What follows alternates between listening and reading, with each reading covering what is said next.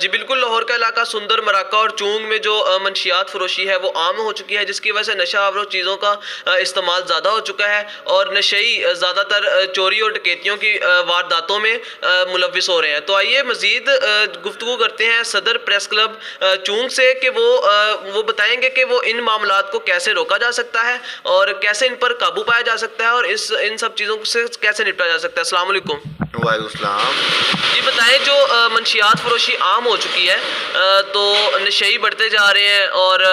چوری اور ڈکیتیوں کی وارداتیں بڑھتی جا رہی ہیں ان کی وجہ سے، تو کیا ان کو کیسے روکا جا سکتا ہے؟ جی سب سے پہلے تو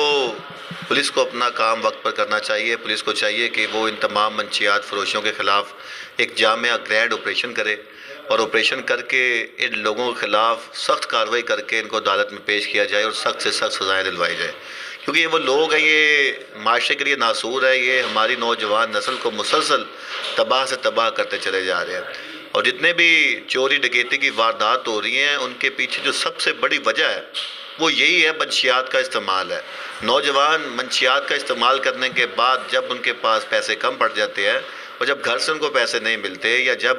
ان کو پیسے کسی اور ذرائع سے نہیں ملتے تو ان کے پاس ایک ہی حل بچتا ہے، یا تو اپنے گھر کی کوئی چیز بیچ دیتے ہیں یا تو پھر کسی کی چیز کو چوری کر کے بیچ دیتے ہیں۔ ابھی گزشتہ روز آپ دیکھ سکتے ہیں کہ دو اہلکار، ایک ASI اور ایک کانسٹیبل تھانہ مانگا کی حدود کے اندر شہید ہو گئے ہیں، تو وہ بھی انہی وجوہات کی بنا پر ہی تھا کہ پولیس نے اپنی ذمہ داری ایسا طریقے سے ادا نہیں کی، جس کی وجہ سے چور سرعام ناکہ لگا کر لوگوں کو لوٹ رہے ہیں اور چور سرعام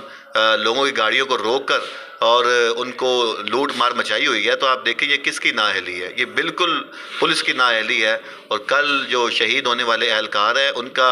جو قتل ہے، جو ان کی شہادت ہے، وہ ٹوٹلی نیگلیجنس ہے اپنا محکمہ پولیس کی جانب سے۔ IG آپریشن صاحب نے بھی آ کے کچھ باتیں کی ہیں لیکن وہ حقائق سے ہٹ کے رہیں، حقیقت جو ہے وہ کچھ اور ہی بتاتی ہے۔ مزید یہ ہے کہ پولیس اپنا کام اگر ذمہ داری سے کرے تو میرا خیال ہے کہ بہت جلد منشیات فروشوں کے خلاف جو کارروائی ہے وہ مکمل کی جا سکتی ہے، اور پولیس کی اجازت کے بغیر میرا نہیں خیال کہ منشیات کا استعمال جو ہے وہ کسی بھی علاقے میں ہو سکتا ہے، اور کافی حد تک ڈپارٹمنٹ کے لوگ بھی اس میں ملوث ہوتے ہیں۔